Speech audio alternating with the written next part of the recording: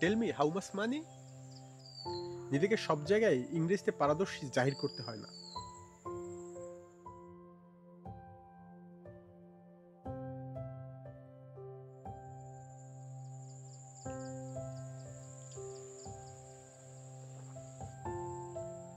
কি অবস্থা তোমার?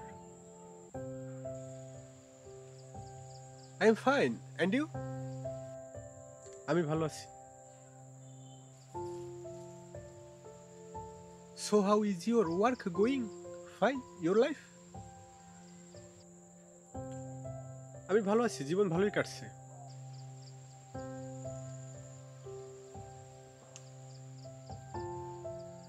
How much money do your earn per month? এই আর কি, চলে, সমস্যা নেই।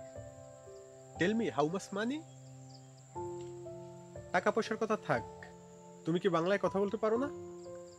Of course I can. তাহলে এত ইংরেজিতে কথা বলছো কেন? তুমি কি সবসময় ইংলিশে কথা বলো? Of course I always speak English to everyone. সবার সামনে নিজেকে ইংরেজিতে পারদর্শী বুঝাতে চাচ্ছ? তাহলে বাংলা ভাষা বাদ দাও, ইংলিশে কথা বলি। Of course then why do you go everywhere and speak English with a নামি? So tell me, you are a kind of scum of society which make society dirty. You understand what I am saying? There is no one like you in your society. You are the scoundrel of society because you went to prove yourself to everyone in society as an expert in English, right? There is a saying that a little knowledge is a dangerous. I wouldn't have understood this if I had not seen you today. এতক্ষণ আমি তোমাকে কি বলেছি তুমি বুঝতে পারছো? Yes. না, তুমি কিছুই বুঝতে পারো নাই। বুঝতে পারলে তুমি এতক্ষণ আমার সাথে গ্যাঞ্জাম করতে। তাহলে তোমাকে কি বলেছি শোনো। কথায় আছে অল্প বিদ্যা ভয়ঙ্কর।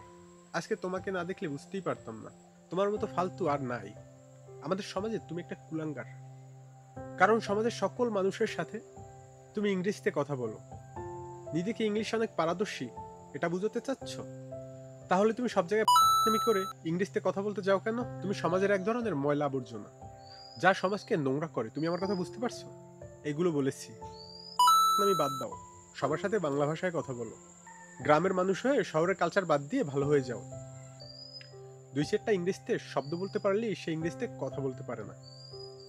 নিজেকে সব জায়গায় ইংরেজিতে পারদর্শী জাহির করতে হয় না। I am sorry.